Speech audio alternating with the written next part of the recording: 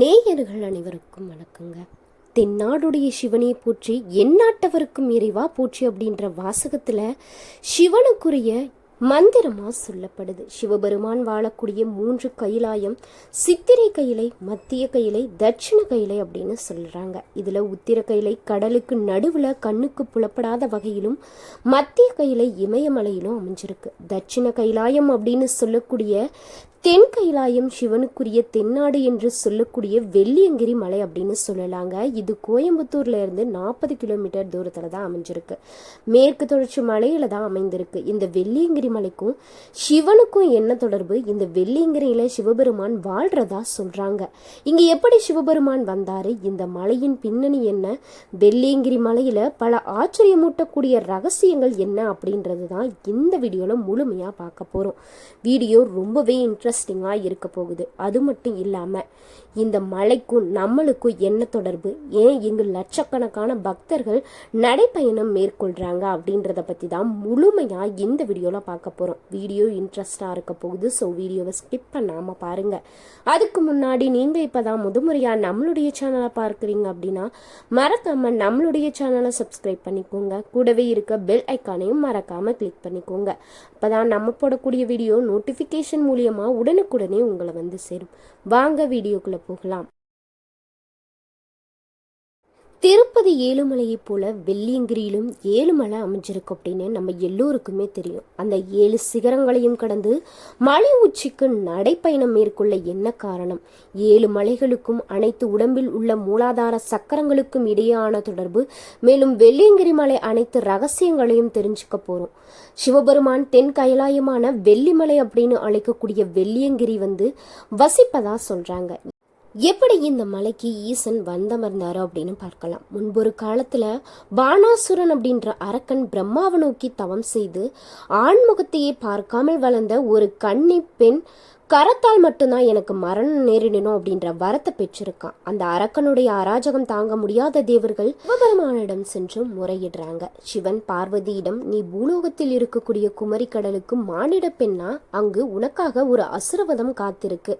அது மட்டும் இல்லாம என்னை நோக்கி தவம் செய்து சரியான நேரம் வரும் வரை எனக்காக காத்து நான் வந்து உன்னை திருமணம் செய்து கொள்கிறேன் அப்படின்னு சொல்றாரு. பார்வதி சிவனின் பேச்சுக்கு மறுத்து பேசாம பாரத நாட்டுல தென்கோடி அப்படின்னு ஒரு இடத்துல பிறந்து கன்னியாகவே வாழ்ந்து சிவனுடைய வருகைக்காக வாழ்ந்து கடலுக்கு அடியில இருக்கக்கூடிய ஒரு பாறையில ஒற்றை காலில் தவம் புரிந்திருக்காங்க.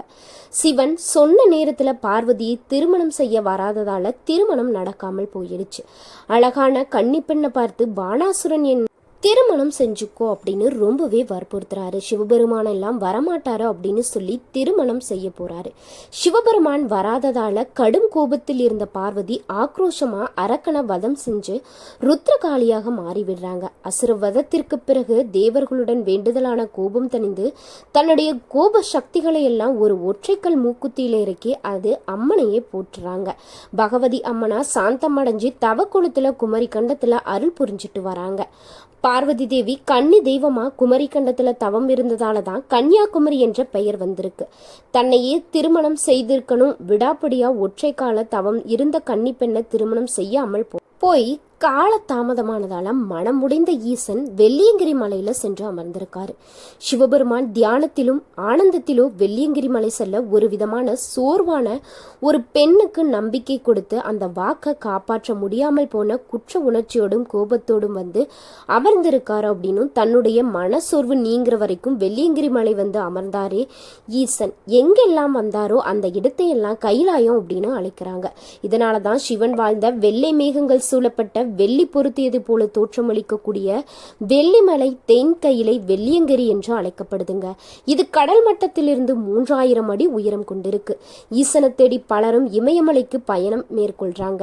இமயமலையில் இருக்கக்கூடிய கையிலையில கொஞ்சம் பண வசதியும் திடகாத்திரமான உடல் அமைப்பும் இருந்தால் இமயமலை நோக்கி பயணம் செய்யலாங்க. ஆனால் எந்த பணமும் இல்லாமல் நம்ம பக்தியாலேயே இருந்து அதனாலேயே தென் கைலாயம் அப்படின்னு சொல்லக்கூடிய இந்த வெள்ளியங்கிரி மலைக்கு எல்லோருமே பயணம் செய்கிறாங்க அப்படின்னு சொல்லலாம். இந்த வெள்ளியங்கிரி மலை ஏறுவதற்கு திடகாத்திரமான உடல் அமைப்பு இருந்தாலே போதும். அந்த சிவபெருமான மனதார நினைத்துட்டு இங்கு செல்லக்கூடிய அனைத்து பக்தர்களுமே மலையேறி இங்கு ஒற்றையா வீற்றிருக்கக்கூடிய சிவபெருமானுக்கான வருடந்தோறும் லட்சக்கணக்கான பக்தர்கள் இன்று வரைக்குமே போயிட்டு தான் இருக்காங்க அப்படின்னு சொல்லலாங்க.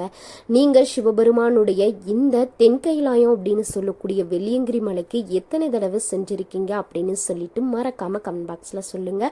உங்களுடைய அனுபவத்தையும் கமெண்ட் பாக்ஸில் பகிர்ந்துக்குங்க. பொதுவாகவே நம்மள நிறைய பேர் நினச்சிட்டு இருக்கக்கூடிய ஒரு விஷயம் அப்படின்னா, மலை அப்படின்னாலே நம்ம கிட்ட நேச்சுரலாகவே ஒரு இன்ட்ரெஸ்ட் ஏற்படும் அப்படின்னு சொல்லலாங்க. குறிப்பாக இயற்கையான காடுகள் சூழ்ந்த மலைப்பகுதியில் பயணம் போகிறவங்க எல்லாருமே ஒரு புத்துணர்ச்சியை கிடைக்கும். அந்த வகையில் 7 மலைகள் கொண்ட திருப்பதி திருமலை மலைத்தொடர்களை போல தமிழ்நாட்டிலும் பல அதிசயங்களை தனக்குள் கொண்டிருக்கக்கூடிய ஒரு புண்ணிய மலைத்தொடர் தான் இந்த வெள்ளியங்கிரி மலை அப்படின்னு சொல்றாங்க. தென்கைலாயம் அப்படின்னு போற்றப்படக்கூடிய கோயம்புத்தூருக்கு பக்கத்தில் இருக்கக்கூடிய பல சித்தர்கள் தவம் புரிந்த புனிதமான வெள்ளியங்கிரி மலை இருக்கு. இது திருவேங்கட மலை போல 7 மலைகளால் ஆன சித்தர்களும் ரிஷிகளும் தவம் புரியக்கூடிய ஒரு ஆன்மீக பூமி அப்படின்னே போற்றப்படுதுங்க. இந்த 7 மலைகள் ஒவ்வொன்றும் ஒரு வகையான அதிசயத்தை கொண்டிருப்பதா சொல்றாங்க இங்க அடிக்கடி வரக்கூடியவங்க. குறிப்பா இங்கு ஒரு மலையில் இருக்கக்கூடிய ஆண்டி சுனை அப்படின்னு சொல்லக்கூடிய ஒரு நீர்நிலையின் தோற்றுவாயை யாருமே பார்த்ததில்லை அப்படின்னும், இந்த சுனையில ஒரு மனித எலும்பை வீசணும் அப்படின்னா அது சிறிது காலத்துல கல்லா மாறிடும் அப்படின்னு சொல்றாங்க. இந்த வெள்ளியங்கிரி மலை தொடர 7வது மலை ஏறக்கூடிய வழியில ஒரு மலை முழுவதும் விபூதி போன்ற மண்ணை கொண்டதா இருக்காங்க. இதை இங்கு வரக்கூடிய பக்தர்கள் எடுத்து செல்வதால இந்த மலையின் அமைப்பு பாதிக்கப்படுவதா இங்கு வந்திருக்கக்கூடிய சில பேரால சொல்லப்படுது. கடினமான பயண வழிகளை கொண்ட அந்த 7வது மலையில ஏறி விடியற் காலையில அங்கிருந்து கிழக்கில் உதிக்கக்கூடிய சூரியன் காட்சியை பார்க்கிறப்போ சித்தர்களுடைய விருப்பத்திற்குரிய கடவுளான அந்த சிவபெருமானே அந்த சூரியனின் ஒளி வடிவுல காட்சி தரக்கூடிய அனுபவத்தை இங்கு செல்லக்கூடிய அனைவருமே பெற்றுட்டு வராங்க. இங்க அடிக்கடி புனித பயணம் வரவங்களும் இந்த மலையில நிரந்தரமா தங்கியிருக்கக்கூடிய சில யோகிகளுமே இந்த விஷயத்த பகிர்ந்துக்கிறாங்க. இந்த மலையில கைத்தட்டி சுனை, பாம்பாட்டி சுனை போன்ற நிறைய சுனைகள் இருக்கு அப்படின்னு சொல்லலாம். ஒரு பெண் மணந்தால் சிவனை தான் மணப்பேன் அப்படின்னு உறுதி பூண்டு நிற்கிறாங்க. குறிப்பிட்ட நாளுக்குள் நான் சிவனை மணந்தே தீருவேன் அப்படின்னும், அப்படி மணக்க முடியாமல் போனால் நான் என் உயிரை துறப்பேன் அப்படின்னும், சிவபெருமானும் அவளுடைய பக்தியை கண்டு அவளை நோக்கி தவம் புரிந்து அவர் வரக்கூடிய வழியில அவருக்கு சில இன்னல்கள் நேருது. இதனால அவர் வர கொஞ்சம் தாமதமாகுது. இந்த நிலையில அந்த பெண் குறிப்பிட்ட காலம் நிறைவடைந்ததால நின்ற கோலத்துல அவள் தன் உயிரை துறக்கிறாள். அவள் தான் கன்னியாகுமரி. இன்றும் அவளுக்கு கோவில் இருக்கிறது அப்படின்னு இன்னொரு கதையுமே சொல்லப்படுறாங்க. தன்னுடைய பக்தியை காப்பாற்ற முடியாததால மனமுடிந்த சிவன் தன்னுடைய கவலைகளை குறைக்க ஒரு இடத்தை தேடுறாரு. அப்படி அவர் கண்டுபிடித்த இடம் தான் இந்த மலை. ரொம்பவே கவலையோடும் வெள்ளியங்கிரி மலையில் ஏறிய சிவன் அதோட உச்சியை அடைந்த பிறகு அங்கேயே அமர்ந்து விடுறாரு. சிவன் வந்து அமர்ந்ததாலேயே அந்த மலை தென்கைலாயம் அப்படின்னு இன்று வரைக்குமே பக்தர்களால போற்றப்பட்டு வருது. ரொம்பவே சிறப்பித்து பெற்ற இந்த 3 பாறைகள் ஒன்று கூடி சிவனுக்கு ஆலயமா இருக்கு. சித்தர்கள், யோகிகள், முனிவர்கள் வாழ்ந்த ஒரு அற்புத மலையாகவும் இங்கு பல சித்தர்கள் சூட்சும வடிவில் இருப்பதாகவும் இன்றுமே பக்தர்களால நம்பப்பட்டு வருது. வெள்ளியங்கிரி மலை பயணம் நமக்கு ஆன்மீக உணர்வை அதிகரிப்பதோடு மட்டும் இல்லாம நம்மளுடைய உடல்ல புத்துணர்ச்சியுமே பெருக்குது அப்படின்றதான் இங்கு சென்று வந்தவர்களுடைய பெரிய உண்மையா சொல்றாங்க. வெள்ளியங்கிரி மலை உச்சி வரை செல்ல முடியாதவங்க மலையுடைய அடிவாரத்தில் இருக்கும் வெள்ளியங்கிரிநாதரை தரிசித்து செல்றாங்க. வெள்ளியங்கிரி மலை யாத்திரை செல்ல நினைக்கிறவங்க பொதுவா ஜனவரி மாதத்துல இருந்து மே மாதம் வரை மலை ஏறுவாங்க. அதன் பிறகு கடும் பனி, குளிர் போன்ற காரணத்தால நிறைய பேர் இந்த பயணத்தை தவிர்ப்பாங்க. அதோடு மற்ற காலங்கள்ல விலங்குகளுடைய நடமாட்டமும் அதிகமாக இருக்குதுன்னு சொல்றாங்க.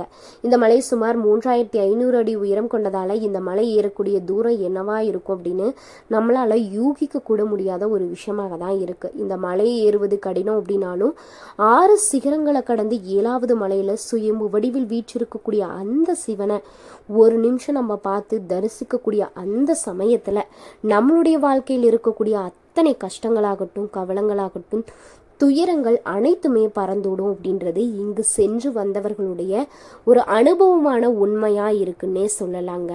இந்த 7 மலைகளுமே நம்மளுடைய உடற்சக்கரத்துடைய ஆதாரமாகவும் தான் சொல்றாங்க.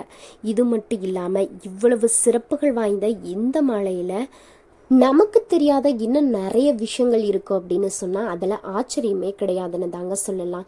இது மட்டும் இல்லாம இது தமிழ்நாட்டுடைய புனித ஸ்தலம் அப்படின்னே போற்றப்படுது.